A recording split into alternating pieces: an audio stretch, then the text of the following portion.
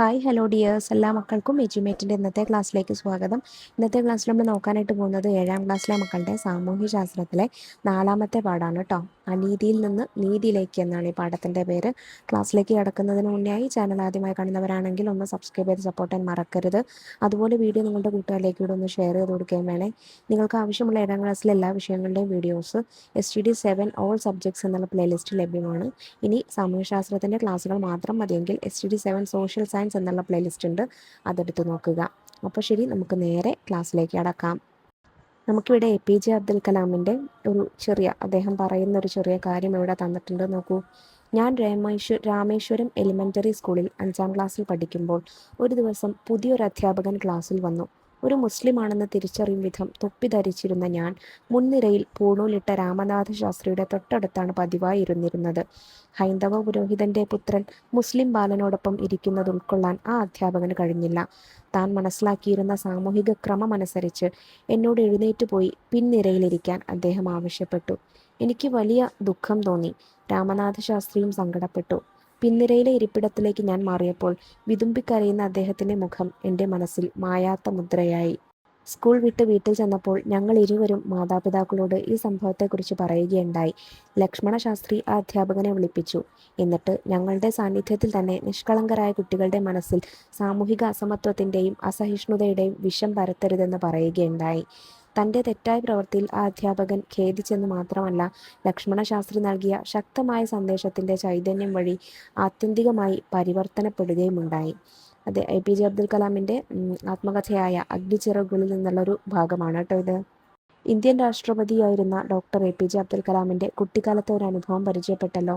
സമൂഹത്തിലെ ചില വിഭാഗങ്ങൾക്ക് അർഹിക്കുന്ന പരിഗണന നൽകാതെ മാറ്റി നിർത്തുന്ന സാഹചര്യം നിലനിന്നിരുന്നു എന്നാണ് APJ അബ്ദുൽ കലാമിൻ്റെ ഈ അനുഭവം സൂചിപ്പിക്കുന്നത്. സമൂഹത്തിൻ്റെ മുഖ്യധാരയിൽ നിന്ന് വ്യക്തികളെ ഒഴിവാക്കൽ, അവസരങ്ങൾ നിഷേധിക്കൽ, സാമൂഹികമായി വിവേചിക്കൽ തുടങ്ങിയ പ്രവണതകളെയാണ് അനീതി എന്ന് വിശേഷിപ്പിക്കുന്നത്. മുൻവിധിയോടെ ചില സാമൂഹിക വിഭാഗങ്ങളെ അവരുടെ ജാതിയുടെയോ മതത്തിൻ്റെയോ വർഗത്തിൻ്റെയോ പേരിൽ ഒഴിവാക്കിയിരുന്നു. കഴിവുകൾ ഉണ്ടായിട്ടും തൊഴിലും വിദ്യാഭ്യാസവും അവസരങ്ങളും നിഷേധിക്കുക, അവസരങ്ങൾ ഉണ്ടായിട്ടും നൽകാതിരിക്കുക, വ്യക്തി എന്ന നിലയിലുള്ള പരിഗണനകൾ കൊടുക്കാതിരിക്കുക തുടങ്ങിയ പ്രവൃത്തികളിലൂടെയും ചില സാമൂഹിക വിഭാഗങ്ങളെ അരികുകളിലേക്കാക്കിയിരുന്നു. സാമൂഹിക നീതി നേടിയെടുക്കുന്നതിനായി നേതൃത്വം നൽകിയ പ്രധാന വ്യക്തികളെക്കുറിച്ചും സംഭവങ്ങളെക്കുറിച്ചുമാണ് ഈ പാഠഭാഗത്ത് ചർച്ച ചെയ്യപ്പെടുന്നത്. അരിക്, വശം, പാർശ്വം എന്നൊക്കെയുള്ള പദങ്ങൾ നിങ്ങൾക്ക് പരിചയമുള്ളതല്ലേ? എന്തെല്ലാം അർത്ഥത്തിലാണ് ഈ വാക്കുകൾ സാധാരണയായി ഉപയോഗിക്കുന്നത്? ഒരു വശത്തേക്കാക്കുക, ഒഴിവാക്കുക, മാറ്റി നിർത്തുക, പരിഗണിക്കാതിരിക്കുക, ഈ അർത്ഥത്തിലെല്ലാമാണ് ഈ വാക്കുകൾ ഉപയോഗിക്കുന്നത്. തുല്യ പരിഗണന ലഭിക്കേണ്ട ഇടങ്ങളിൽ നിന്ന് ചില വിഭാഗങ്ങളെ മാറ്റി നിർത്തുന്ന പ്രക്രിയയെയാണ് അരികുവൽക്കരണം അല്ലെങ്കിൽ പാർശ്വവൽക്കരണം എന്ന് പറയുന്നത്. സമൂഹത്തിൽ അരികുവൽക്കരണം നടക്കുന്നത് പല കാരണങ്ങൾ കൊണ്ടാണ്. നോക്കൂ, ഇവിടെ കുറച്ച് ആളുകൾ പലായനം ചെയ്യുന്നത് കണ്ടോ? പിന്നെ വെള്ളപ്പൊക്കം വന്നിട്ട്, പ്രളയം വന്നിട്ട് ആളുകൾ പോകുന്നതൊക്കെ ചിത്രങ്ങളിൽ കാണുന്നില്ലേ? അതുപോലെ അടുത്ത ചിത്രത്തിൽ മണ്ണിടിച്ചിൽ, പ്രകൃതിക്ഷോഭം വഴി അല്ലേ, പിന്നെ സുനാമി, ഇതൊക്കെ പ്രകൃതിക്ഷോഭങ്ങളാണല്ലേ. ചിത്രങ്ങൾ നിരീക്ഷിച്ചില്ലേ? ഈ ചിത്രങ്ങളിൽ കാണുന്ന അവസ്ഥകൾ ഏതെല്ലാമാണ്? പ്രകൃതിക്ഷോഭം, യുദ്ധത്തിൻ്റെ ഫലമായുള്ള പലായനം, മണ്ണിടിച്ചിൽ, വെള്ളപ്പൊക്കം, കടൽക്ഷോഭം, ഇതൊക്കെ നമുക്ക് ചിത്രത്തിൽ നിന്ന് മനസ്സിലാക്കാം. പ്രകൃതി ദുരന്തങ്ങൾ, മനുഷ്യനിർമ്മിത ദുരന്തങ്ങൾ എന്നിവയിൽ സ്വന്തമായി ഉണ്ടായിരുന്ന വസ്തുവകകൾ നഷ്ടപ്പെടുന്നതിലൂടെ അരികുവൽക്കരണം ഉണ്ടാകുന്നു. വെള്ളപ്പൊക്കം, ഭൂമികുലുക്കം, ഉരുൾപൊട്ടൽ, കടൽക്ഷോഭം മുതലായ പ്രകൃതി ദുരന്തങ്ങൾ വഴിയും യുദ്ധം, അപകടങ്ങൾ, വ്യവസായശാലകളിലെ ദുരന്തങ്ങൾ മുതലായ മനുഷ്യനിർമ്മിത ദുരന്തങ്ങൾ വഴിയും അരികുവൽക്കരണം സംഭവിക്കുന്നു. ജാതി, മത, ഗോത്ര, ലിംഗ പദവികളിലെ വ്യത്യാസത്തിൻ്റെ അടിസ്ഥാനത്തിൽ ചിലരെ മനഃപൂർവ്വം ഒഴിവാക്കുന്നത് വഴി അരികുവൽക്കരണം സംഭവിക്കുന്നു. വിദ്യാഭ്യാസത്തിനുള്ള അവസരം നിഷേധിക്കുന്നത് ഇതിനുദാഹരണമാണ്. താഴെ ഒരു ചോദ്യമുണ്ട്. അരികുവൽക്കരണത്തിൻ്റെ മറ്റു കാരണങ്ങൾ കണ്ടെത്തി വിവിധ തരം അരികുവൽക്കരണത്തെക്കുറിച്ച് ഒരു ചർച്ച സംഘടിപ്പിക്കുക. ചർച്ചയ്ക്ക് വേണ്ടി ഉപയോഗിക്കുന്ന സൂചകങ്ങളാണ് ഒഴിവാക്കൽ, കുടിയൊഴിപ്പിക്കൽ, പ്രകൃതി ദുരന്തങ്ങൾ, മനുഷ്യനിർമ്മിത ദുരന്തങ്ങൾ തുടങ്ങിയവയൊക്കെ. ജാതി, മതം, ഗോത്രം, ലിംഗഭേദം അല്ലെങ്കിൽ പദവി എന്നിവയുടെ അടിസ്ഥാനത്തിൽ മനഃപൂർവ്വം ഒഴിവാക്കൽ അരികുവൽക്കരണത്തിന് കാരണമാകുന്നു. വിദ്യാഭ്യാസം, തൊഴിൽ തുടങ്ങിയ അടിസ്ഥാന അവസരങ്ങൾ നിഷേധിക്കപ്പെടുന്നത് ചില പ്രത്യേക വിഭാഗങ്ങളെ പിന്നോട്ടടിക്കുന്നു. വികസന പദ്ധതികൾ, അണക്കെട്ടുകൾ, വ്യവസായവൽക്കരണം എന്നിവ പലപ്പോഴും ദരിദ്രരെയും ഗോത്രവർഗക്കാരെയും അവരുടെ ഭൂമിയിൽ നിന്ന് പുറത്താക്കാൻ നിർബന്ധിതരാക്കുന്നു. ഉപജീവനമാർഗ നഷ്ടവും ശരിയായ പുനരധിവാസത്തിന്റെ അഭാവവും ഈ കുടിയിറക്കപ്പെട്ട ആളുകളെ കടുത്ത ദാരിദ്ര്യത്തിലേക്ക് തള്ളിവിടുന്നു. വെള്ളപ്പൊക്കം, ഭൂകമ്പം, മണ്ണിടിച്ചിൽ, തീരദേശ മണ്ണൊലിപ്പ് തുടങ്ങിയ സംഭവങ്ങൾ വീടുകളും സ്വത്തുക്കളും നശിപ്പിക്കുന്നു. ദുർബലരായ ജനവിഭാഗങ്ങൾ തൽക്ഷണം എല്ലാം നഷ്ടപ്പെടുകയും വീണ്ടെടുക്കാൻ പാടുപെടുകയും ചെയ്യുന്നു. ഇത് കടുത്ത അരികുവൽക്കരണത്തിലേക്ക് നയിക്കുന്നു. യുദ്ധങ്ങൾ, വ്യാവസായിക അപകടങ്ങൾ, കടുത്ത മലിനീകരണം എന്നിവ പ്രാദേശിക ആവാസ വ്യവസ്ഥയെയും സമ്പദ് വ്യവസ്ഥയെയും തകർക്കുന്നു. മാറ്റിപ്പാർപ്പിക്കാനോ ജീവിതം പുനർനിർമ്മിക്കാനോ ആവശ്യമായ വിഭവങ്ങളില്ലാത്തതിനാൽ ദരിദ്ര സമൂഹങ്ങളാണ് ഏറ്റവും കൂടുതൽ ദുരിതം അനുഭവിക്കുന്നത്. ആരൊക്കെയാണ് സമൂഹത്തിൽ അരികുവൽക്കരണം നേരിടുന്നത്? സമൂഹത്തിൽ അരികുവൽക്കരിക്കപ്പെടുകയും വിവേചനം നേരിടുകയും ചെയ്യുന്ന നിരവധി വിഭാഗങ്ങളുണ്ട്. സ്ത്രീകൾ, ട്രാൻസ്ജെൻഡറുകൾ, ദളിതർ, ഗോത്രവിഭാഗക്കാർ, ന്യൂനപക്ഷങ്ങൾ, ദാരിദ്ര്യം നേരിടുന്നവർ, അഭയാർത്ഥികൾ, ഭിന്നശേഷിക്കാർ, ജയിൽ മോചിതർ തുടങ്ങിയവർ ഇതിനുദാഹരണമാണ്. ഇതിൽ ഓരോ വിഭാഗത്തിനും അരികുവൽക്കരണത്തിനെതിരെയുള്ള പോരാട്ടത്തിന്റെ വലിയ ചരിത്രമുണ്ട്. ഊരൂട്ടമ്പലത്തെ സർക്കാർ യു.പി. വിദ്യാലയം ഇനി അയ്യങ്കാളി പഞ്ചമി സ്മാരക വിദ്യാലയം. ഒരു പത്രക്കട്ടിങ്ങാണ് കേട്ടോ. തിരുവനന്തപുരം ഊരൂട്ടമ്പലം സർക്കാർ യു.പി. സ്കൂൾ ഇനി മുതൽ അയ്യങ്കാളി പഞ്ചമി സ്മാരക ഗവൺമെന്റ് യു.പി. സ്കൂൾ എന്നറിയപ്പെടും. കുടിപ്പള്ളിക്കൂടമായിരുന്ന ഊരൂട്ടമ്പലം ഗവൺമെന്റ് യു.പി.എസിലായിരുന്നു ചരിത്രം മാറ്റിമറിച്ച സമരത്തിന് അയ്യങ്കാളി തുടക്കം കുറിച്ചത്. പഞ്ചമി എന്ന ദളിത് ബാലികയെ സ്കൂളിൽ പഠിക്കാൻ അനുവദിക്കാത്തതിൽ പ്രതിഷേധിച്ച് പഞ്ചമിയുടെ കൈപിടിച്ച് അയ്യങ്കാളി സ്കൂളിലേക്ക് വരികയും സ്കൂളിൽ കയറ്റിയിരുത്തുകയും ചെയ്തു. പഞ്ചമി കയറിയതിന്റെ ഭാഗമായി ജന്മിമാർ സ്കൂളിന് തീവച്ചു. പകുതി കത്തിയ ബെഞ്ചുൾപ്പെടെയുള്ള അവശേഷിപ്പുകൾ ഇന്നും സ്കൂൾ മ്യൂസിയത്തിൽ കാണാം. മുകളിലത്തെ വാർത്ത ശ്രദ്ധിച്ചല്ലോ. താഴ്ന്ന ജാതി എന്ന് കരുതപ്പെടുന്നവർക്ക് ചരിത്രപരമായി വിദ്യാഭ്യാസ അവസരങ്ങൾ ഉയർന്ന ജാതി എന്ന് കരുതപ്പെട്ടവർ നിഷേധിച്ചിരുന്നു. വിദ്യാഭ്യാസം നിഷേധിക്കപ്പെട്ടവർക്ക് തുല്യ അവസരങ്ങൾ ലഭ്യമാക്കുവാൻ മഹാത്മാ അയ്യങ്കാളി പരിശ്രമിച്ചു. വിദ്യാഭ്യാസത്തെ സാമൂഹിക പരിവർത്തനത്തിനുള്ള ഒരു ഉപാധിയെന്ന് തിരിച്ചറിഞ്ഞതാണ് അയ്യങ്കാളിയുടെ പ്രവർത്തന മഹത്വം. ജാതിയുടെ അടിസ്ഥാനത്തിലുള്ള അരികുവൽക്കരണത്തിനെതിരെ മഹാത്മാ അയ്യങ്കാളി നടത്തിയ സമരം പരിചയപ്പെട്ടല്ലോ. ദളിത് വിഭാഗങ്ങൾക്ക് വാഹനത്തിൽ സഞ്ചരിക്കാനും പൊതുവഴിയിൽ നടക്കാനും നല്ല വസ്ത്രങ്ങൾ ധരിക്കാനും വിദ്യാഭ്യാസം നേടാനും അവകാശമില്ലാതിരുന്ന കാലമായിരുന്നു മുൻപ് നിലനിന്നിരുന്നത്. അടിസ്ഥാന സൗകര്യങ്ങൾ, അന്തസ്സ്, തുല്യത, സ്വാതന്ത്ര്യം എന്നിവയെല്ലാം നിഷേധിക്കപ്പെട്ട അവസ്ഥ ഇവർക്കുണ്ടായിരുന്നു. ജാതിയുടെ അടിസ്ഥാനത്തിലുള്ള ഇത്തരം വിവേചനങ്ങൾ ഗുരുതരമായ മനുഷ്യാവകാശ ലംഘനമാണ്. അതിനെ പ്രതിരോധിക്കാൻ വിദ്യാഭ്യാസമാണ് വേണ്ടത് എന്നതായിരുന്നു അരികുവൽക്കരിക്കപ്പെട്ട ജനതയുടെ ഉന്നമനത്തിനു വേണ്ടി പ്രവർത്തിച്ച പല മഹത് വ്യക്തികളുടെയും നിലപാട്. വിദ്യ കൊണ്ട് പ്രബുദ്ധരാവുക എന്ന സന്ദേശം നൽകിയ ശ്രീനാരായണ ഗുരുവും മറ്റു നവോത്ഥാന നേതാക്കളും ആധുനിക വിദ്യാഭ്യാസത്തിന് പ്രചാരം നൽകി അരികുവൽക്കരണത്തെ എതിർത്തവരാണ്. കുര്യാക്കോസ് ഏലിയാസ് ചാവറ, അയ്യാ വൈകുണ്ഠ സ്വാമികൾ, ചട്ടമ്പി സ്വാമികൾ, വക്കം അബ്ദുൽ ഖാദർ മൗലവി, പൊയ്കയിൽ യോഹന്നാൻ, പണ്ഡിറ്റ് കെ.പി. കറുപ്പൻ, ദാക്ഷായണി വേലായുധൻ തുടങ്ങിയവരുടെ പ്രവർത്തനങ്ങൾ അതിനുദാഹരണമാണ്. നമുക്കിവിടെ ഇപ്പറഞ്ഞ നവോത്ഥാന നായകരുടെ ചിത്രങ്ങൾ തന്നിട്ടുണ്ട്. ശ്രീനാരായണ ഗുരു, കുര്യാക്കോസ് ഏലിയാസ് ചാവറ, അയ്യാ വൈകുണ്ഠ സ്വാമികൾ, ചട്ടമ്പി സ്വാമികൾ, വക്കം അബ്ദുൽ ഖാദർ മൗലവി, പൊയ്കയിൽ യോഹന്നാൻ, പണ്ഡിറ്റ് കെ.പി. കറുപ്പൻ, ദാക്ഷായണി വേലായുധൻ തുടങ്ങിയവരുടെ ചിത്രങ്ങൾ കണ്ടല്ലോ മക്കളെ. ജ്യോതിറാവു ഫൂലെ. ജാതിമത ചൂഷണത്തിന് വിധേയമായ സമൂഹത്തെ വിശേഷിപ്പിക്കുന്ന പദമാണ് ദളിത്. സാമൂഹിക മാറ്റത്തിന് തുടക്കം കുറിച്ച ജ്യോതിറാവു ഫൂലെയാണ് ഈ പദം ആദ്യമായി ഉപയോഗിച്ചത്. സ്ത്രീകൾ, ദളിതർ എന്നിവർക്കായി വിദ്യാഭ്യാസ സ്ഥാപനങ്ങൾ ഫൂലെ സ്ഥാപിച്ചു. സാവിത്രിബായ് ഫൂലെ. പെൺകുട്ടികൾക്കായി ഇന്ത്യയിൽ ആദ്യമായി സ്ഥാപിച്ച പൂനെയിലെ വിദ്യാലയത്തിലെ പ്രധാന അധ്യാപികയായിരുന്നു ഇവർ. കൃഷിക്കാർക്കും തൊഴിലാളികൾക്കുമായി നിശാപാഠശാല സ്ഥാപിച്ചു. വിദ്യാഭ്യാസ മേഖലയിലെ ഇവരുടെ സമഗ്ര സംഭാവനകൾ പരിഗണിച്ച് പൂനെ യൂണിവേഴ്സിറ്റി സാവിത്രിബായ് ഫൂലെ പൂനെ യൂണിവേഴ്സിറ്റി എന്ന് പുനർനാമകരണം ചെയ്തു. പെരിയാർ ഇ.വി. രാമസ്വാമി നായ്ക്കർ. സ്വാഭിമാന പ്രസ്ഥാനത്തിന്റെ സ്ഥാപകനും ഇന്ത്യയിലെ പ്രധാന ജാതിവിരുദ്ധ സമരനായകരിൽ ഒരാളുമാണ്. സാമൂഹിക പരിഷ്കർത്താവായ ഇദ്ദേഹം ബ്രാഹ്മണാധിപത്യത്തിലൂന്നിയുള്ള സാമൂഹ്യ വിവേചനത്തിനെതിരെ നിലകൊണ്ടു. സ്ത്രീ വിദ്യാഭ്യാസത്തിന്റെ പ്രാധാന്യത്തെക്കുറിച്ച് ബോധ്യപ്പെടുത്തി പ്രവർത്തിച്ച വ്യക്തി കൂടിയായിരുന്നു പെരിയാർ. ദളിതരെ പോലെ തന്നെ സാമൂഹികമായ അരികുവൽക്കരണം നേരിടേണ്ടി വന്ന മറ്റൊരു വിഭാഗമാണ് ഗോത്ര ജനത. പ്രത്യേക ഭൂമിശാസ്ത്ര മേഖലകളിൽ പ്രാചീന കാലം മുതൽ ഒത്തൊരുമിച്ച് താമസിക്കുന്ന ഗോത്രജനത സ്വന്തമായ അറിവുകൾ നിർമ്മിക്കുകയും അവ പ്രയോഗിച്ച് ജീവിക്കുകയും ചെയ്യുന്നു. അവർ തനത് ജീവിത രീതിയും കലയും സാംസ്കാരിക മൂല്യങ്ങളും പിന്തുടരുന്നവരാണ്. ഗോത്രജനതയുടെ സാംസ്കാരിക സംഭാവനകൾക്ക് മുൻകാലങ്ങളേക്കാൾ പൊതുസമൂഹത്തിൽ സ്വീകാര്യത കൈവന്നിട്ടുണ്ട്. വസിക്കുന്ന ഇടങ്ങളിലെ വിഭവങ്ങളിൽ പൂർണ്ണാധികാരമുണ്ടായിരുന്ന ഗോത്രജനതയ്ക്ക് ആ അധികാരം ക്രമേണ നഷ്ടമായി. അതുമൂലമാണ് ഈ സാമൂഹിക വിഭാഗം അരികുവൽക്കരിക്കപ്പെട്ടത്. വെറിയർ എൽവിൻ ഇന്ത്യൻ നരവംശശാസ്ത്രത്തിൽ ഏറ്റവും പ്രധാനപ്പെട്ട സംഭാവനകൾ നൽകിയ വ്യക്തികളിൽ ഒരാൾ. ഗോത്രമനുഷ്യരുടെ തനത് ജീവിതത്തിൻ്റെ സംരക്ഷണത്തിനു വേണ്ടി പ്രവർത്തിച്ചു. ഗോത്രവർഗ മനുഷ്യരോടുള്ള ഇന്ത്യയുടെ നയം രൂപീകരിക്കുന്നതിൽ കാര്യമായി സ്വാധീനം ചെലുത്തിയ വ്യക്തി. സമൂഹത്തിലെ മുഖ്യ വിഭാഗക്കാർ ഉൽപ്പാദിപ്പിക്കുന്ന അറിവ്, കല, സംസ്കാരം എന്നിവ മാത്രമാണ് മൂല്യമേറിയത് എന്ന ധാരണ പല കാലങ്ങളിലായി നിലനിന്നിരുന്നു.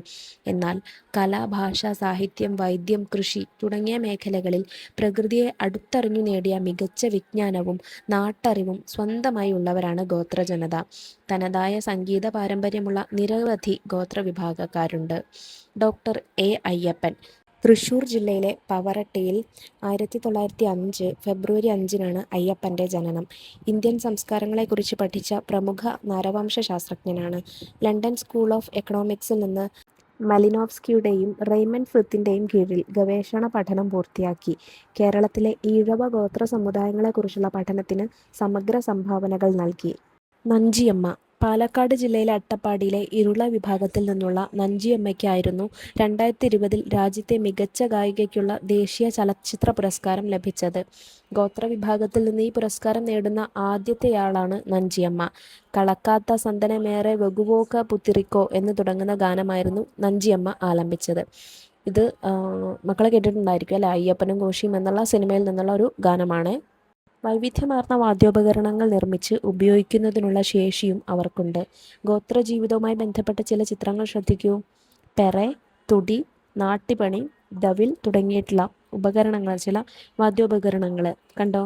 സ്വന്തം ഭൂമിയിന്മേലുള്ള ഇവരുടെ അവകാശം, വിദ്യാഭ്യാസ അവസരങ്ങൾ, പോഷകാഹാര ലഭ്യത, ആരോഗ്യ സംരക്ഷണം എന്നിവ ഉറപ്പാക്കുന്നതിനുതകുന്ന ക്ഷേമ പദ്ധതികളും അനന്തര നടപടികളും കേന്ദ്ര സംസ്ഥാന ഗവൺമെൻറ്റുകളുടെ നേതൃത്വത്തിൽ നടന്നുവരുന്നു. താഴെ ഒരു ചോദ്യമുണ്ട്. ഗോത്രജനതയുടെ കലാ സാംസ്കാരിക ജീവിതത്തെക്കുറിച്ച് കുറിപ്പ് തയ്യാറാക്കി ക്ലാസ്സിൽ അവതരിപ്പിക്കുക. കല, ഭാഷ, സാഹിത്യം, വൈദ്യം, കൃഷി തുടങ്ങിയ മേഖലകളിൽ പ്രകൃതിയെ അടുത്തറിഞ്ഞു നേടിയ മികച്ച വിജ്ഞാനവും നാട്ടറിവും സ്വന്തമായുള്ളവരാണ് ഗോത്രജനത. തനതായ സംഗീത പാരമ്പര്യമുള്ള നിരവധി ഗോത്രവിഭാഗക്കാരുണ്ട്. പെറെ, തുടി, ദവിൽ തുടങ്ങിയ വൈവിധ്യമാർന്ന വാദ്യോപകരണങ്ങൾ നിർമ്മിച്ച് ഉപയോഗിക്കുന്നതിനുള്ള ശേഷിയും അവർക്കുണ്ട്. ലിംഗപദവിയുമായി ബന്ധപ്പെട്ട് അരികുവൽക്കരണം സംഭവിച്ച ഒരു സാമൂഹിക വിഭാഗമാണ് സ്ത്രീകൾ. താഴെ കൊടുത്തിരിക്കുന്ന അനുഭവക്കുറിപ്പ് വായിക്കൂ. നിലമ്പൂർ ആയിഷയുടെ അനുഭവക്കുറിപ്പാണ് കേട്ടോ. അക്കാലത്ത് നാടകത്തിൽ അഭിനയിക്കാൻ സ്ത്രീകളെ കിട്ടുമായിരുന്നില്ല. സ്ത്രീകൾ അഭിനയ രംഗത്തേക്ക് വരുന്നത് മോശമാണെന്നായിരുന്നു സമൂഹം വിശ്വസിച്ചിരുന്നത്. ഞാൻ നാടകത്തിൽ അഭിനയിക്കാൻ തന്നെ തീരുമാനിച്ചു. വടക്കേ മലബാറിൽ പല ഭാഗത്തും ഞങ്ങൾ നാടകം കളിക്കാൻ പോയിട്ടുണ്ട്. മുക്കത്ത് നാടകം കളിക്കുമ്പോഴാണ് എനിക്ക് കല്ലേറ് കിട്ടുന്നത്. നാടകത്തിൻ്റെ ഡയലോഗ് പറഞ്ഞു തീരുന്നതിന് മുൻപേ ഒരു കല്ല് വന്ന് എൻ്റെ മുഖത്ത് പതിച്ചു. ഞാൻ പതറിയില്ല. എൻ്റെ വായിലൂടെ രക്തമൊഴുകുന്നുണ്ടായിരുന്നു. പക്ഷേ ഒറ്റ ഡയലോഗ് പോലും തെറ്റുകയോ മറക്കുകയോ ചെയ്യാതെ നാടകം പൂർത്തിയാക്കി. മഞ്ചേരിയിൽ മേലാക്കാത്ത് നാടകം കളിക്കുമ്പോൾ വേദിയിൽ വെച്ച് തന്നെ എന്നെ വധിക്കുവാനുള്ള ശ്രമം നടന്നു. ഒരുപക്ഷെ ഒരു അഭിനേതാവിനും ഇത്തരം അനുഭവം ഉണ്ടാകാനിടയില്ല. നാടകം ഏതാണ്ട് പകുതി എത്തിയപ്പോൾ എൻ്റെ തല ലക്ഷ്യമാക്കി ഒരു വെടിയുണ്ട ചീറിപ്പാഞ്ഞു വന്നു. ഭാഗ്യമെന്ന് പറയട്ടെ, ഞാൻ ഡയലോഗ് പറഞ്ഞ് തല തിരിച്ചതിനാൽ അത് എൻ്റെ തലയിൽ കയറിയില്ല. ഇത്തരത്തിൽ ഒരുപാട് സംഭവങ്ങൾ എനിക്ക് നേരിടേണ്ടി വന്നിട്ടുണ്ട്. ഇത്തരം പ്രതിസന്ധികളൊന്നും ഞങ്ങളെ തളർത്തിയില്ല. അങ്ങനെയൊന്നും ആയിഷയെ തോൽപ്പിക്കാൻ കഴിയില്ല. ഇത് നിലമ്പൂർ ആയിഷയുടെ ജീവിതത്തിനും അരങ്ങിനുമിടയിൽ എന്നുള്ള ആത്മകഥയിൽ നിന്നുള്ള ഭാഗമാണ്. കേരളത്തിൽ അറിയപ്പെടുന്ന നാടക സിനിമാ പ്രവർത്തകയായ നിലമ്പൂർ ആയിഷയുടെ അനുഭവക്കുറിപ്പിൽ നിന്നുള്ള ഭാഗമാണ് ഇത്. അവർക്ക് എന്തെല്ലാം വെല്ലുവിളികളാണ് സമൂഹത്തിൽ നിന്നും നേരിടേണ്ടി വന്നത്? കാരണം എന്ത്? നമ്മൾ പറഞ്ഞു അല്ലേ, നമ്മൾ കണ്ടു, ഒരുപാട് വധശ്രമം വരെ നടന്നിട്ടുണ്ട് അല്ലേ. സ്ത്രീകൾ കലാപ്രവർത്തനത്തിൽ ഏർപ്പെടുന്നത് വിലക്കപ്പെട്ട ഒരു കാലം നമ്മുടെ സമൂഹത്തിലുണ്ടായിരുന്നു. കലയിൽ മാത്രമല്ല സമൂഹത്തിൻ്റെ പല മേഖലകളിലും സ്ത്രീ ആയതുകൊണ്ട് മാത്രം അരികുവൽക്കരിക്കപ്പെടുകയും തുല്യാവസരം നിഷേധിക്കപ്പെടുകയും ചെയ്ത ധാരാളം അനുഭവങ്ങൾ ചരിത്രത്തിൽ കാണാൻ കഴിയും. കലാമേഖല, വിദ്യാഭ്യാസ മേഖല, തൊഴിൽ മേഖല, ഗാർഹിക ഇടങ്ങൾ എന്നിവിടങ്ങളിൽ അവർ താഴ്ന്ന പദവി മാത്രമേ അർഹിക്കുന്നുള്ളൂ എന്ന തെറ്റായ ധാരണ സമൂഹത്തിൽ നിലനിന്നിരുന്നു. പണ്ഡിത രമാബായ് 19-ാം നൂറ്റാണ്ടിൽ സ്ത്രീകളുടെ അവകാശത്തിനും ശാക്തീകരണത്തിനുമായി പ്രവർത്തിച്ച ഇന്ത്യയിലെ സാമൂഹിക പരിഷ്കർത്താക്കളിൽ പ്രധാനപ്പെട്ട വ്യക്തി. വിധവകളുടെ വിദ്യാഭ്യാസവും ക്ഷേമവും പ്രധാന പ്രവർത്തന മേഖലയായിരുന്നു. ഇന്ത്യയിലെ സ്ത്രീകളുടെ അവസ്ഥയെക്കുറിച്ച് പഠിക്കുകയും പ്രശ്നങ്ങൾ പരിഹരിക്കാൻ വേണ്ട പ്രവർത്തനങ്ങൾക്ക് നേതൃത്വം നൽകുകയും ചെയ്തു. ഡോക്ടർ പുന്നൻ ലൂക്കോസ് ഇന്ത്യൻ സർവകലാശാലകൾ സ്ത്രീകൾക്ക് MBBS പ്രവേശനം നൽകാത്തതിനാൽ ലണ്ടൻ യൂണിവേഴ്സിറ്റിയിൽ നിന്ന് അവർ ആ ബിരുദം കരസ്ഥമാക്കി. കേരളത്തിൽ വൈദ്യശാസ്ത്രത്തിൽ ബിരുദം നേടിയ ആദ്യ വനിത എന്ന നിലയിൽ പ്രശസ്തയായി. തിരുവിതാംകൂർ ലെജിസ്ലേറ്റീവ് കൗൺസിലിലെ ആദ്യ വനിതാ പ്രതിനിധിയായിരുന്നു. EK ജാനകി അമ്മാൾ കേരളത്തിലെ തലശ്ശേരിയിൽ ജനിച്ച വിശ്വപ്രസിദ്ധയായ സസ്യശാസ്ത്രജ്ഞ. കോയമ്പത്തൂരിലെ കരിമ്പ് ഗവേഷണ കേന്ദ്രത്തിൽ അത്യുൽപാദന ശേഷിയുള്ള സങ്കര ഇനം കരിമ്പ് വികസിപ്പിച്ചു. ബൊട്ടാണിക്കൽ സർവേ ഓഫ് ഇന്ത്യയുടെ ആദ്യ ഡയറക്ടർ ജനറൽ. 1977 രാജ്യം പത്മശ്രീ പുരസ്കാരം നൽകി ആദരിച്ചു. സ്ത്രീകൾക്ക് പുറമെ ട്രാൻസ്ജെൻഡർ വിഭാഗക്കാരും ലിംഗപദവി വിവേചനം അനുഭവിക്കുന്നുണ്ട്. ആരാണ് ട്രാൻസ്ജെൻഡർ മക്കളെ? ട്രാൻസ്ജെൻഡർ വ്യക്തി എന്നാൽ ജനന സമയത്ത് ആ വ്യക്തിക്ക് നൽകിയിട്ടുള്ള ലിംഗപദവിയുമായി പൊരുത്തപ്പെടാത്ത വ്യക്തി എന്നാണ് അർത്ഥമാക്കുന്നത്. ഇതിൽ ട്രാൻസ് പുരുഷനും ട്രാൻസ് സ്ത്രീയും ഉൾപ്പെടുന്നു. ന്യൂനപക്ഷം മൊത്തം ജനസംഖ്യയിൽ എണ്ണത്തിൽ കുറവുള്ള വിഭാഗങ്ങൾ എന്ന അർത്ഥത്തിൽ പ്രയോഗിക്കുന്ന പദമാണ് ന്യൂനപക്ഷം. ഇനി താഴെ നൽകിയിരിക്കുന്ന ചിത്രം നിരീക്ഷിക്കൂ. നമുക്ക് ചുറ്റുമുള്ള ലോകം എല്ലാവർക്കും ഒരുപോലെ പ്രാപ്യമാകുന്നുണ്ടോ? ഇല്ല അല്ലേ? ഇവിടെ ഒരു നടക്കാൻ കഴിവില്ലാത്ത ഒരു കുട്ടി അല്ലേ? ആ കുട്ടിയുടെ ചിത്രമാണ് തന്നിരിക്കുന്നത്. ആ കുട്ടി ആ പടവുകൾ കയറി പോകാൻ ബുദ്ധിമുട്ടുന്ന അല്ലെങ്കിൽ അതിലേക്ക് തന്നെ നോക്കി നിൽക്കുന്ന ഒരു ചിത്രമാണ് തന്നിരിക്കുന്നത്. ഇനി നമുക്കിവിടെ ഒരു പത്രക്കട്ടിങ് തന്നിട്ടുണ്ട്. ഇച്ഛാശക്തിയുടെ വിജയം. തിരുവനന്തപുരം. ഇരുട്ട് പടർന്ന ജീവിതത്തെ നിശ്ചയദാർഢ്യം കൊണ്ട് നേരിട്ട് ക്ലാസ് മുറിയിൽ വെളിച്ചം പരത്തുകയാണ് ഹുസ്നയും ഫെബിനും. ചക്രകസേര ഒരു പരിമിതിയല്ലെന്ന് തെളിയിച്ച് ഷേക്സ്പിയറിനെയും ഷെല്ലിയെയുമൊക്കെ മനോഹരമായി പകർന്നു കൊടുക്കുകയാണ് തിരുവനന്തപുരത്തുകാരിയായ ശാരദാദേവി. ശാരീരികമായ വെല്ലുവിളികളെ അതിജീവിച്ച് ജീവിത വിജയം കൈവരിച്ച ഈ 3 അധ്യാപികമാരും ഭിന്നശേഷിക്കാർക്ക് മാതൃകയായിരിക്കുന്നു. അപൂർവ രോഗം ബാധിച്ച് ചക്രകസേരയുടെ സഹായമില്ലാതെ ചലിക്കാനാകാത്ത ശാരദാദേവി പഠനത്തിൽ എന്നും മുൻനിരയിലായിരുന്നു. ഫെബിൻ മറിയം ജോസിന് 17-ാം വയസ്സിലാണ് കാഴ്ച നഷ്ടമായത്. കാഴ്ചയില്ലായ്മ ജീവിത നേട്ടം കൈവരിക്കാൻ തടസ്സമല്ലെന്ന് തെളിയിച്ച ഹെലൻ കെല്ലറാണ് ഫെബിൻ്റെ ഹീറോ. നെടുമങ്ങാട് അഴീക്കോട് സ്വദേശിയായ ഹുസ്നയ്ക്ക് 11 വയസ്സുവരെ കാഴ്ചയുണ്ടായിരുന്നു. കുടുംബത്തിൻ്റെ പിന്തുണയോടെയാണ് പഠനത്തിൽ മിടുക്കികളായ മൂവരും പരിമിതികൾ മറികടന്ന് സർക്കാർ കോളേജുകളിൽ അധ്യാപികരായി സർവീസിൽ പ്രവേശിച്ചത്. ശാരീരിക വെല്ലുവിളികൾ അതിജീവിച്ച് ജീവിത വിജയം നേടിയ 3 വ്യക്തികളെ സംബന്ധിച്ച വാർത്തയാണ് മുകളിൽ കൊടുത്തിരിക്കുന്നത്. ശാരീരിക സവിശേഷത മൂലം സമൂഹത്തിലെ മറ്റ് ജനവിഭാഗങ്ങളെ അപേക്ഷിച്ച് നിത്യജീവിതത്തിൽ വ്യത്യസ്തമായ വെല്ലുവിളികൾ നേരിടുന്നവരാണ് ഭിന്നശേഷിയുള്ളവർ. പലതരം ഭിന്നശേഷി വിഭാഗക്കാരുണ്ട്. ഓരോ വിഭാഗം ഭിന്നശേഷികൾക്കും സംഭവിക്കുന്ന അരികുവൽക്കരണം വ്യത്യസ്ത തരത്തിലാണ്. താഴെ ഒരു ചോദ്യമുണ്ട്. ശാരീരിക ക്ഷമതയുള്ളവർക്ക് അനുകൂലവും പ്രാപ്യവുമായ രീതിയിലാണ് പൊതുവെ കെട്ടിടങ്ങൾ, സഞ്ചാരമാർഗങ്ങൾ, പുസ്തകങ്ങൾ തുടങ്ങിയവയൊക്കെ രൂപകൽപ്പന ചെയ്യപ്പെട്ടിരിക്കുന്നത്. ഇത്തരം ഇടങ്ങളിൽ പലതരം ശാരീരിക വെല്ലുവിളികൾ നേരിടുന്നവർക്ക് എന്തൊക്കെ തരത്തിലുള്ള ബുദ്ധിമുട്ടുകളാണ് അനുഭവിക്കേണ്ടി വരുന്നത്? ക്ലാസ്സിൽ ചർച്ച ചെയ്യൂ. ഒന്നാമത്തേത് റാമ്പുകളുടെ കുറവ്. കെട്ടിടങ്ങളിൽ കയറാൻ റാമ്പുകളോ ലിഫ്റ്റുകളോ ഉണ്ടാവാറില്ല. ഇടുങ്ങിയ വാതിലുകൾ. വീൽചെയറുകൾക്ക് കടന്നു പോകാൻ ആവശ്യമായ വീതി ഉണ്ടാകില്ല. തടസ്സങ്ങളുള്ള നടപ്പാതകൾ. വഴികളിലെ കുഴികളും ഉയർന്ന പടികളും സഞ്ചാരം തടസ്സപ്പെടുത്തുന്നു. അനുയോജ്യമല്ലാത്ത ശൗചാലയങ്ങൾ. പൊതു ശൗചാലയങ്ങളിൽ ഭിന്നശേഷി സൗഹൃദ ക്രമീകരണങ്ങൾ കുറവാണ്. യാത്രാ ബുദ്ധിമുട്ടുകൾ. ബസ്, ട്രെയിൻ എന്നിവയിൽ കയറാൻ പ്രത്യേക സംവിധാനങ്ങളില്ല. അന്ധർക്കുള്ള തടസ്സങ്ങൾ. വഴികാട്ടാൻ ഓഡിയോ സിഗ്നലുകളോ പ്രത്യേക ടൈലുകളോ ഉണ്ടാകാറില്ല. പാർക്കുകളിലെ ബുദ്ധിമുട്ടുകൾ. വിനോദ സ്ഥലങ്ങളിൽ സുരക്ഷിതമായി തനിയെ സഞ്ചരിക്കാൻ കഴിയില്ല. ഇതൊക്കെ ഭിന്നശേഷിക്കാർ നേരിടുന്ന പൊതുവായിട്ടുള്ള ചില ബുദ്ധിമുട്ടുകളാണ്. ഭിന്നശേഷിക്കാരുടെ അവകാശ സംരക്ഷണ നിയമം 2016 വന്നതാണ്. ഭിന്നശേഷിക്കാർക്ക് വിവേചനരഹിതവും തുല്യതയിലൂന്നിയതുമായ സാമൂഹിക ജീവിതം ഉറപ്പുവരുത്താൻ നിലവിൽ വന്ന നിയമമാണിത്. പാരാലിമ്പിക്സ്. ഭിന്നശേഷിയുള്ള അത്ലറ്റുകൾ മത്സരിക്കുന്ന അന്താരാഷ്ട്ര കായിക മത്സരമായ പാരാലിമ്പിക്സ് 1948 ആരംഭിച്ചത്. വിവേചനം തടയാൻ ഭരണഘടന. Doctor BR. അംബേദ്കർ. ഇന്ത്യൻ ഭരണഘടനാ ശില്പി. ദളിതരുടെ സാമൂഹ്യ രാഷ്ട്രീയ ഉന്നമനത്തിന് വേണ്ടി ശക്തമായി പ്രവർത്തിച്ചു. ഇന്ത്യയിലെ അരികുവൽകൃത വിഭാഗങ്ങളുടെ പ്രശ്നങ്ങൾ തൻ്റെ രചനകളിലൂടെ അവതരിപ്പിക്കുകയും അവർക്ക് നിയമപരമായ സംരക്ഷണം സാധ്യമാകുന്നതിനു വേണ്ടി നിലകൊള്ളുകയും ചെയ്തു. ഇന്ത്യൻ ഭരണഘടന എല്ലാ പൗരർക്കും തുല്യത ഉറപ്പുവരുത്തുന്നു. അനുച്ഛേദം 14 മതം, വംശം, ജാതി, ലിംഗഭേദം, ജനിച്ച സ്ഥലം എന്നിവയുടെ പേരിൽ യാതൊരു വിവേചനവും പാടില്ല എന്ന് ഭരണഘടന അനുശാസിക്കുന്നു. അനുച്ഛേദം 15. താഴെ ഒരു ചോദ്യമുണ്ട്.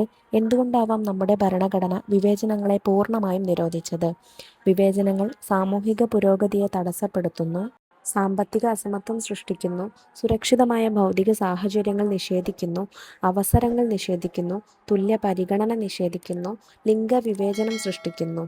ജാതി വിവേചനത്തിനെതിരെ ഇന്ത്യയിൽ നിലനിൽക്കുന്ന നിയമങ്ങളും അനുച്ഛേദങ്ങളും ഏതൊക്കെയാണെന്ന് കണ്ടെത്തി പട്ടിക വിപുലീകരിക്കുക. ഒരെണ്ണം അവിടെ തന്നിട്ടുണ്ട്. ഭരണഘടന അനുച്ഛേദം 14-15, പിന്നെ article 17 protection of civil rights act 1955 വന്നതാണ്. പട്ടികജാതി പട്ടികവർഗ അതിക്രമങ്ങൾ തടയൽ നിരോധന നിയമം 1989 വന്നതാണ്. പുരോഗതിക്ക് തടസ്സം നിൽക്കുന്ന സാമൂഹിക വ്യവസ്ഥകൾ, പരിസ്ഥിതി, രാഷ്ട്രീയ, സാമ്പത്തിക ഘടകങ്ങൾ എന്നിവയാണ് ചില വിഭാഗങ്ങൾ അരികുവൽക്കരിക്കപ്പെടാൻ കാരണമാകുന്നത്. സമൂഹത്തിൻ്റെ വളർച്ചയ്ക്കും തുല്യനീതിയുള്ള ജനാധിപത്യ സമൂഹത്തിൻ്റെ നിലനിൽപ്പിനും എല്ലാവരെയും പരിഗണിക്കുന്ന സാമൂഹിക അവസ്ഥ അത്യാവശ്യമാണ് എന്ന് നിങ്ങൾ മനസ്സിലാക്കിയല്ലോ. താഴെ ഒരു ചോദ്യമുണ്ട്. എല്ലാവരെയും പരിഗണിക്കുന്ന സമൂഹത്തിൻ്റെ നിലനിൽപ്പിന് ആവശ്യമായ സാമൂഹിക ഘടകങ്ങൾ കണ്ടെത്തി പട്ടിക വിപുലീകരിച്ചു നോക്കാം. തുല്യതയ്ക്ക് വേണ്ടിയുള്ള കൂടുതൽ നയങ്ങൾ, വിവേചനം തടയാനുള്ള കൂടുതൽ നിയമങ്ങൾ, എല്ലാവർക്കും മികച്ച വിദ്യാഭ്യാസം ലഭ്യമാക്കൽ, തൊഴിൽ മേഖലകളിൽ തുല്യത ഉറപ്പുവരുത്താനുള്ള നടപടികൾ, ജാതി, മതം, സാമ്പത്തികം എന്നിവയെ അടിസ്ഥാനമാക്കിയുള്ള വിവേചനങ്ങൾ ഒഴിവാക്കുക, നിയമനങ്ങളിൽ സുതാര്യത ഉറപ്പാക്കുക. ജനാധിപത്യ ക്രമത്തിൽ എല്ലാവരുടെയും പങ്കാളിത്തം ഉറപ്പുവരുത്തിയാൽ മാത്രമേ അരികുവൽക്കരണം ചെറുക്കപ്പെടുകയും തുല്യനീതി പ്രാപ്യമാവുകയും ചെയ്യുകയുള്ളൂ. ഇത്രയാണ് നമുക്ക് പാഠത്തിൽ നോക്കാനായിട്ടുള്ളത്. ഇനി ഇതിലെ തുടർ പ്രവർത്തനങ്ങൾ നോക്കാം. ചോദ്യം 1. ജ്യോതിറാവു ഫൂലെ, സാവിത്രിബായ് ഫൂലെ, പെരിയാർ, അംബേദ്കർ തുടങ്ങിയവരെക്കുറിച്ച് കൂടുതൽ വിവരങ്ങൾ ശേഖരിച്ച് ലഘുജീവചരിത്രക്കുറിപ്പ് തയ്യാറാക്കൂ. അരികുവൽകൃത അവസ്ഥ വിദ്യാഭ്യാസത്തിലൂടെ മറികടന്ന കൂടുതൽ വ്യക്തികളെക്കുറിച്ചുള്ള വിവരങ്ങൾ അധ്യാപകരുടെ സഹായത്തോടെ കണ്ടെത്തൂ. ജ്യോതിറാവു ഫൂലെ. സാമൂഹിക പരിഷ്കർത്താവ്, ചിന്തകൻ, സന്നദ്ധ പ്രവർത്തകൻ, എഴുത്തുകാരൻ, പണ്ഡിതൻ, പത്രാധിപൻ, ദൈവശാസ്ത്രജ്ഞൻ, തത്വജ്ഞാനി എന്നീ ബഹുമുഖ രംഗങ്ങളിൽ നിറഞ്ഞുനിന്ന 19-ാം നൂറ്റാണ്ടിലെ മഹാരാഷ്ട്രയിൽ നിന്നുള്ള ഒരു വിപ്ലവകാരിയായിരുന്നു ജ്യോതിബ ഗോവിന്ദറാവു ഫൂലെ. മഹാത്മാ ജ്യോതിബ ഫൂലെ എന്നും അദ്ദേഹം അറിയപ്പെടുന്നു. ജ്യോതിബ ഫൂലെയും അദ്ദേഹത്തിൻ്റെ ഭാര്യ കാന്തിജ്യോതി സാവിത്രിബായ് ഫൂലെയും ഭാരതത്തിലെ സ്ത്രീ വിദ്യാഭ്യാസത്തിൻ്റെ മുന്നണി പോരാളികളായിരുന്നു.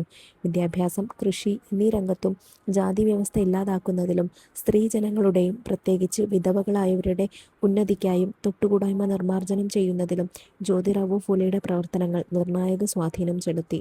സ്ത്രീകളുടെയും താഴ്ത്തപ്പെട്ടവരുടെയും പ്രത്യേകിച്ച് ബഹുജൻ സമാജത്തിനും വിദ്യാഭ്യാസം നൽകുന്നതിനുമായുള്ള പ്രയത്നങ്ങളിലൂടെയാണ് ജ്യോതിറാവു ഫൂലെ അറിയപ്പെട്ടത്. മഹാരാഷ്ട്രയിലെ സാമൂഹിക പരിഷ്കരണ പ്രസ്ഥാനത്തിലെ ഏറ്റവും പ്രമുഖനായ ഒരാളായിട്ടാണ് അദ്ദേഹത്തെ പരിഗണിക്കപ്പെടുന്നത്. 1848 ഇന്ത്യയിലെ ആദ്യത്തെ പെൺകുട്ടികൾക്കായുള്ള സ്കൂൾ ജ്യോതിറാവു ഫൂലെയാണ് സ്ഥാപിച്ചത്. 1873 സെപ്റ്റംബറിൽ ജ്യോതിറാവു അദ്ദേഹത്തിൻ്റെ കുറച്ച് അനുയായികളോടൊത്ത് സത്യശോധക് സമാജ് അഥവാ സത്യം തേടുന്നവരുടെ സംഘം എന്ന സംഘടനയെ സ്ഥാപിച്ചു. സംഘടനയുടെ ആദ്യ അധ്യക്ഷനും ഖജാൻജിയും അദ്ദേഹം തന്നെയായിരുന്നു. ബഹുജൻ വിഭാഗങ്ങൾ, ശൂദ്രർ എന്നിവർക്ക് നേരെയുള്ള ബ്രാഹ്മണ വിഭാഗത്തിൻ്റെ വിവേചനത്തെയും ചൂഷണത്തെയും തടയുകയും അതിൽ നിന്ന് അവരെ മോചിപ്പിക്കുകയും ചെയ്യുക എന്നതായിരുന്നു ഈ സംഘടനയുടെ മുഖ്യ ലക്ഷ്യം. സാവിത്രിബായ് ഫൂലെ ഒരു ഇന്ത്യൻ അധ്യാപികയും സാമൂഹിക പരിഷ്കർത്താവും കവയിത്രിയുമായിരുന്നു. ഇന്ത്യയിലെ ആദ്യത്തെ വനിതാ അധ്യാപികയായി പരക്കെ കണക്കാക്കപ്പെടുന്നു. ഭർത്താവ് ജ്യോതിബ ഫൂലെയോടൊപ്പം മഹാരാഷ്ട്രയിലെ സ്ത്രീകളുടെ അവകാശങ്ങളും വിദ്യാഭ്യാസവും മുന്നോട്ട് കൊണ്ടുപോകുന്നതിൽ അവർ നിർണായക പങ്ക് വഹിച്ചു. ഇന്ത്യയിലുടനീളമുള്ള സാമൂഹിക പരിഷ്കരണ പ്രസ്ഥാനങ്ങളെ സ്വാധീനിക്കുന്നൊരു പാരമ്പര്യം അവർ അവശേഷിപ്പിച്ചു. ഇന്ത്യയിലെ ഫെമിനിസ്റ്റ് പ്രസ്ഥാനത്തിൻ്റെ ജാതിയുടെയും ലിംഗത്തിൻ്റെയും അടിസ്ഥാനത്തിൽ വിവേചനവും ജനങ്ങളോടുള്ള അന്യായമായ പെരുമാറ്റവും ഇല്ലാതാക്കാൻ അവർ പ്രവർത്തിച്ചു. സാവിത്രിബായ് ഫുലെയും ഭർത്താവും ഇന്ത്യയിലെ സ്ത്രീ വിദ്യാഭ്യാസത്തിൽ വഴികാട്ടികളായിരുന്നു. 1848 പൂനെയിലെ ഭിഡേവാഡ എന്നറിയപ്പെടുന്ന ദത്യാസാഹേബ് ഭിഡെയുടെ വസതിയിൽ അവർ പെൺകുട്ടികൾക്കായി ആദ്യത്തെ സ്കൂൾ സ്ഥാപിച്ചു. 1851 ആയപ്പോഴേക്കും അവർ പൂനെയിൽ 3 ഗേൾസ് സ്കൂളുകൾ സ്ഥാപിച്ചു. ഏകദേശം 150 വിദ്യാർത്ഥികളുണ്ടായിരുന്നു. സത്യശോധക് സമാജത്തിൻ്റെ സഹസ്ഥാപികയായി പ്രവർത്തിക്കുകയും അതിൻ്റെ വനിതാ വിഭാഗത്തിന് നേതൃത്വം നൽകുകയും ചെയ്തു. അടുത്തത് പെരിയാർ ഇ.വി. രാമസ്വാമി നായ്ക്കറാണ്. ഞാൻ വിക്കിപീഡിയയിൽ നിന്ന് എടുത്തതാണ് കേട്ടോ മക്കളെ. നിങ്ങൾക്ക് വേണമെങ്കിൽ നെറ്റിൽ സെർച്ച് ചെയ്താൽ കിട്ടുന്നതാണ്.